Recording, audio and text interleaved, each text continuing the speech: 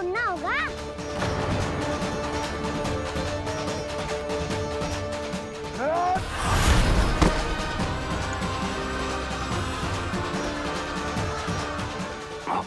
वो मेरा सिंहासन छीनना चाहता है।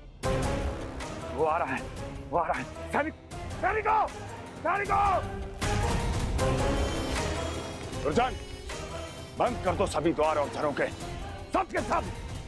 इसकी हर संभावना पर इतना कड़ा पहरा बिठा दो कि ना तो कोई महल के भीतर आ सके, ना कोई बाहर जा सके। मुझे महल की चप्पे चप्पे की सूचना चाहिए। जाओ।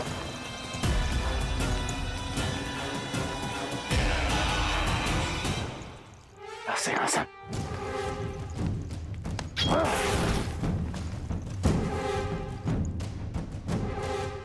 अब आ, दुष्ट मायावी, छलिया विष्णु अवतार, मैं कंस तेरी प्रतीक्षा कर रहा हूँ। देखता हूँ मेरे सिंहासन पर कैसे बैठता है तू। मुझे तो बस कुछ समय चाहिए था, वो मिल गया। अब करते रहिए आप प्रतीक्षा।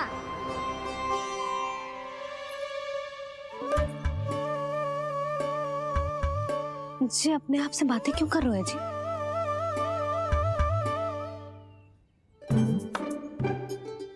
आप मुस्कुरा क्यों रहे हो? ना कछु ना।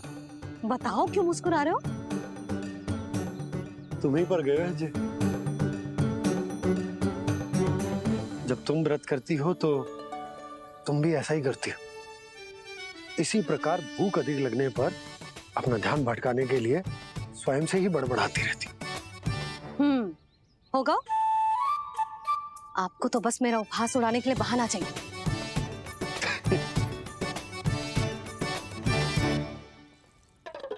लल्ला, भूख लगी है? ना मैया, व्रत करे तो भूख कैसे लगेगी?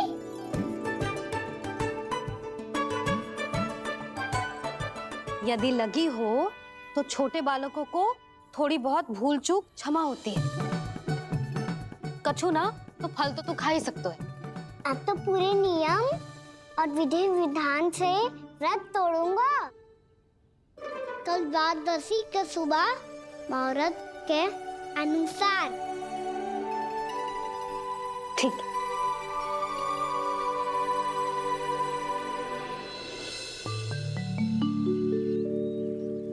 लल्ला, एकादशी समाप्त हो गई है, द्वादशी लग गई है। अब तू व्रत तोड़ सकते है। भोजन कर ले। ले।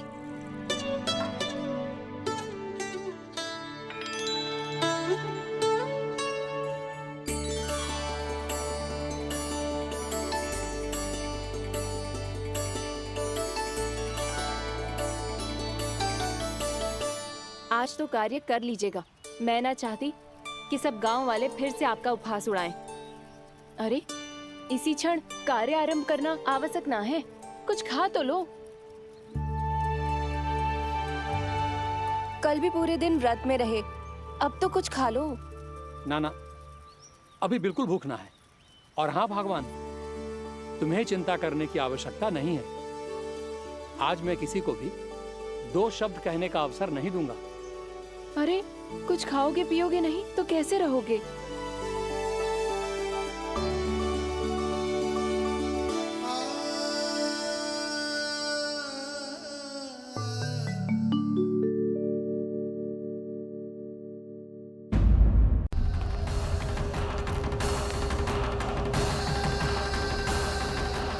आप तो मेरी प्रतीक्षा में पहले से ही खड़े हैं यमदेव। तब तो आपने मेरी चुनौती के बारे में भी सुना ही होगा। कहिए, क्या उत्तर है आपका? मेरा स्वागत करके अपना राज्य त्यागेंगे या मेरा सामना करके अपने प्राण? हे असुर श्रेष्ठ, मैं आपकी अधीनता स्वीकार करने के लिए तैयार हूं। बस एक विनती है मेरी। शर्त को विनती का नाम देकर बहलाना चाहते हो मुझे यमराज? असुर राज बूरा के सामने शर्त रख पाओ, इतना सामर्थ्य नहीं है तुम में। इसका आभास है मुझे असुरराज, पर मैं आपकी अधीनता स्वीकार करूं इससे पहले आपको स्वामी धर्म का पालन करना होगा। मेरे पुराने स्वामी के क्रोध से मेरी रक्षा करनी होगी आपको। कौन है तुम्हारा पुराना स्वामी? भगवान श्री नारायण। और छोटी माँ मुरासुर को तो श्री नारायण से भी रक्षा का वरदान प्राप्त था ना। यही तो श्री नारायण की लीला थी बलराम।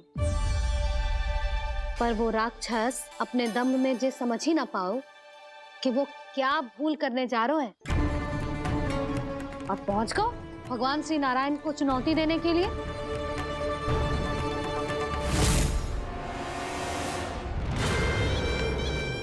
वहीं ठहर जाओ असुर राजमोरा।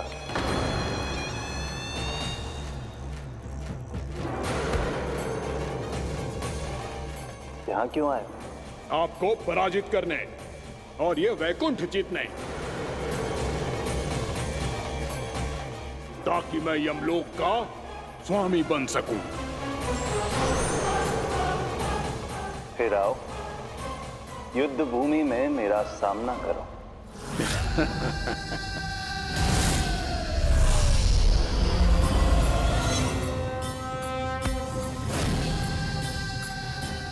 ये नहीं जानते कि इनसे ना हारने का वरदान तो मैं पहले ही प्राप्त कर चुका हूं, इसलिए युद्ध ठीक से आरंभ हो पाए उससे पहले ही इन्हें जीत लूंगा मैं।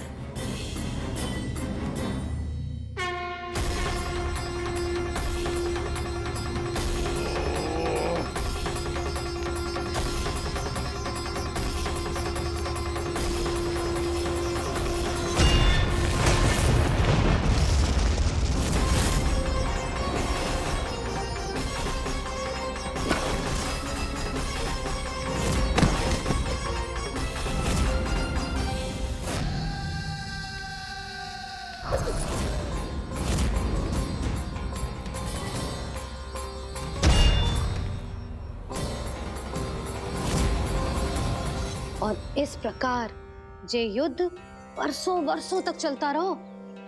दोनों योद्धा पूरे ब्रह्मांड में अनेक अस्त्रों शस्त्रों के साथ युद्ध करते रहे।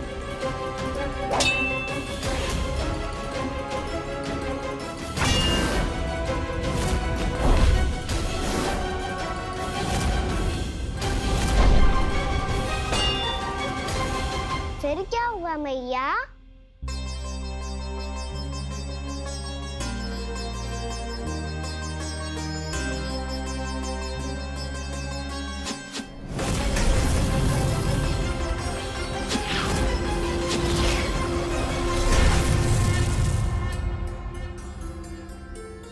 उस युद्ध को कभी समाप्त हुआ हो, पर कैसे? शीघ्र ही वो राक्षस थक गो लल्ला।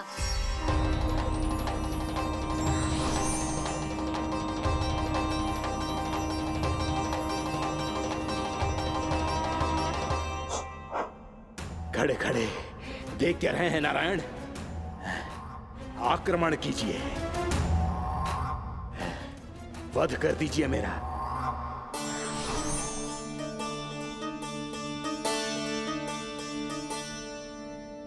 मैं तुम्हारी वीरता से प्रभावित हूं, इसीलिए इतनी थकान की स्थिति में मैं तुम जैसे वीर पर आक्रमण नहीं करूंगा। जाओ विश्राम करो। यदि फिर से युद्ध करने की इच्छा हो तो तुम्हारा स्वागत होगा।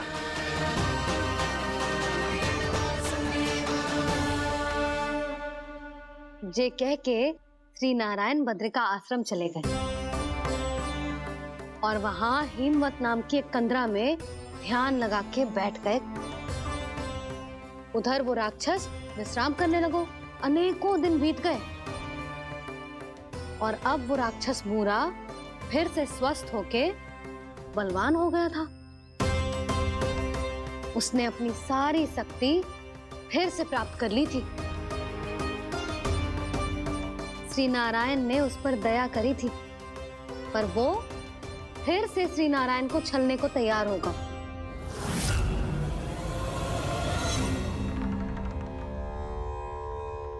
ध्यान में बैठे बैठे श्री नारायण योग निद्रा में चले गए,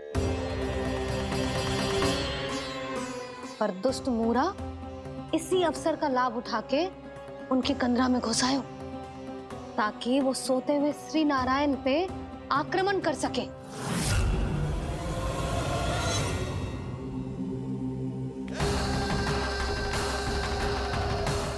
आज इस लंबे युद्ध को जीतकर अपने इस अंतिम शत्रु का भी अंत कर दूंगा मैं।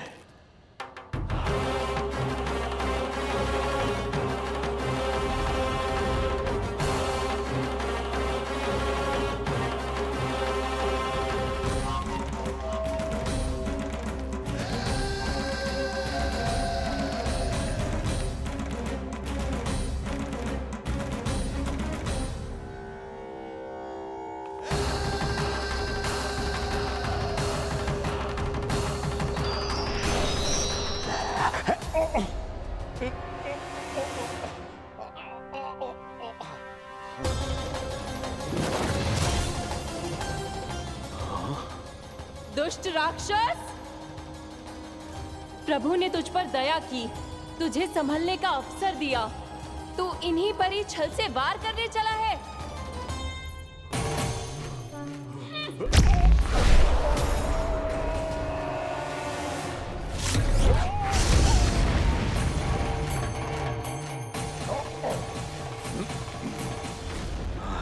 मैं अजय हूँ, मुझे कोई पराजित नहीं कर सकता। ब्रह्मा का वरदान है मुझे।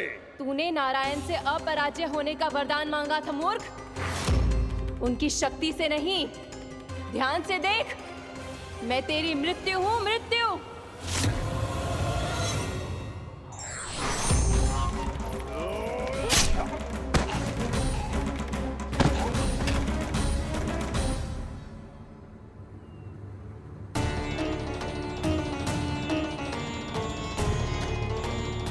वो देवी कौन थी छोटी माँ?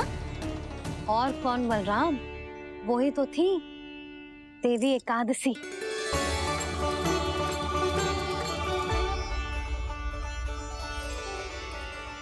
मुझे क्षमा कीजिए प्रभु, आपकी आज्ञा के बिना ही युद्ध करके आपके शत्रु को मृत्यु के घाट उतार दिया।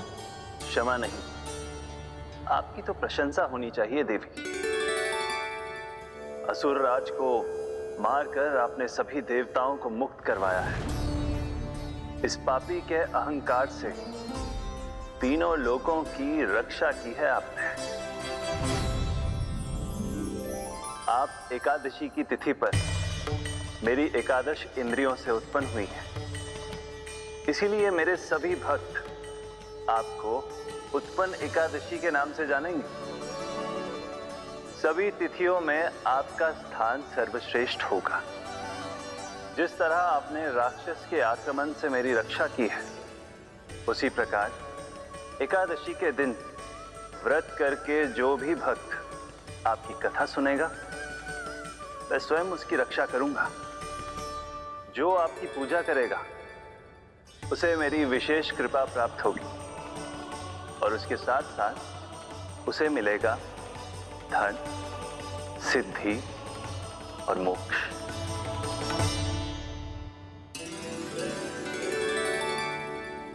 इसीलिए आज के दिन व्रत रखने का बहुत अधिक महत्व होता है। बोलो एकादशी मैया की जय। बोलो श्री नारायण भगवान की जय।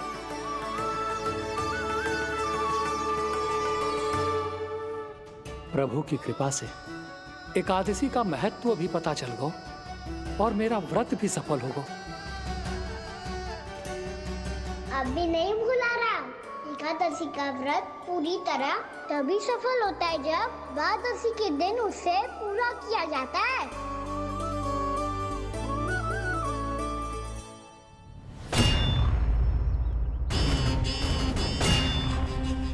आवश्यक है आपको यह आभास होना कि उस विष्णु अवतार को पराजित करने के लिए आपके साधारण योद्धाओं में वो सामर्थ्य नहीं है।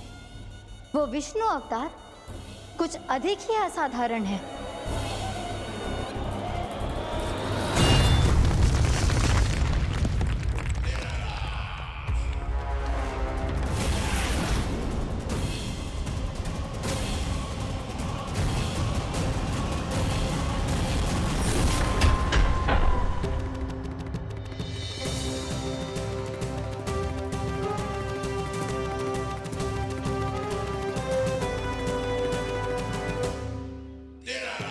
अब मैं दिखाऊंगा उस विष्णु अवतार को असाधारण शत्रु क्या होता है।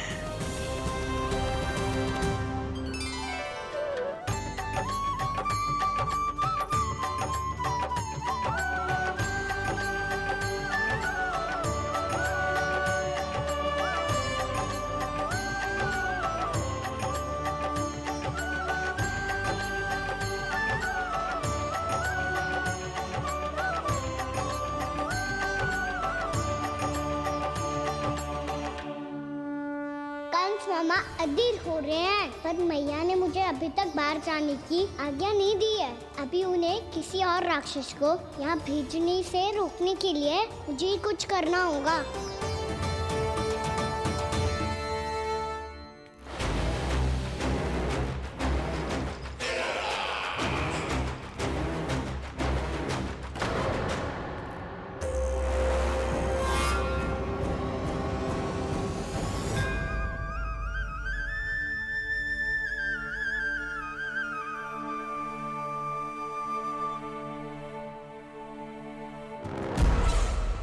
कौन हो तुम?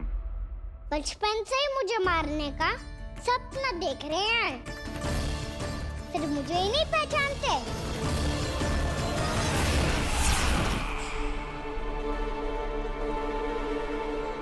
बचपन से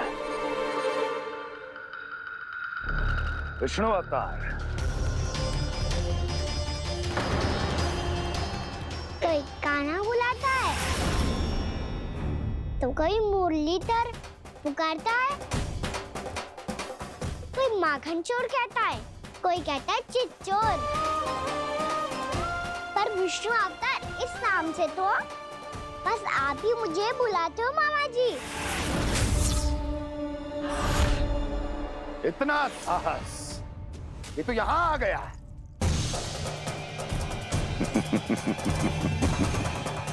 यहाँ आ तो गया तू विष्णु अवतार, किंतु यहाँ से जीवित नहीं जाएगा। तेरे शीश को तेरे धड़ से अलग कर दूंगा मैं।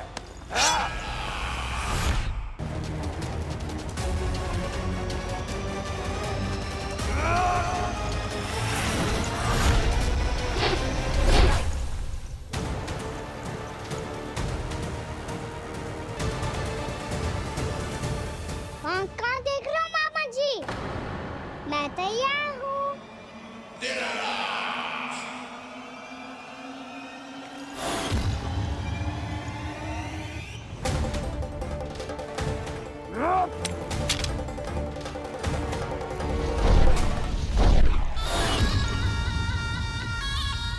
मामा जी, आप सदैव इसी तरह क्रोध में रहते हो क्या?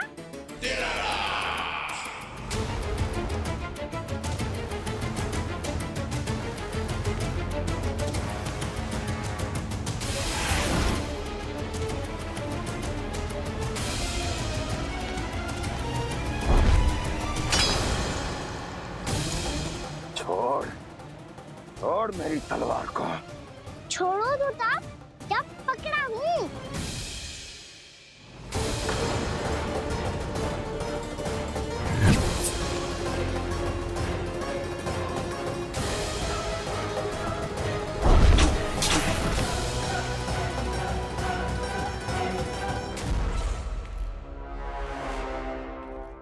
मामा जी,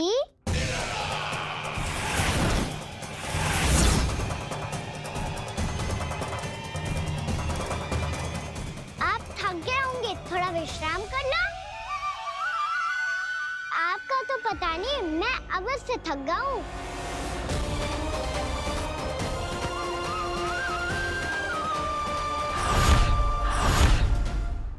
मेरे सिंहासन पर बैठने का तो साहस। अभी तो बस अभ्यास कर रहा था मामा जी। भविष्य में मुझे तो बैठना है यहाँ। आपने बल प्रयोग करके से अपने पिताजी से छीना था, मैं आपसे छीन लूंगा। जो छल और बल से लिया जाए वो अधिक समय तक टिकता नहीं है मामा जी।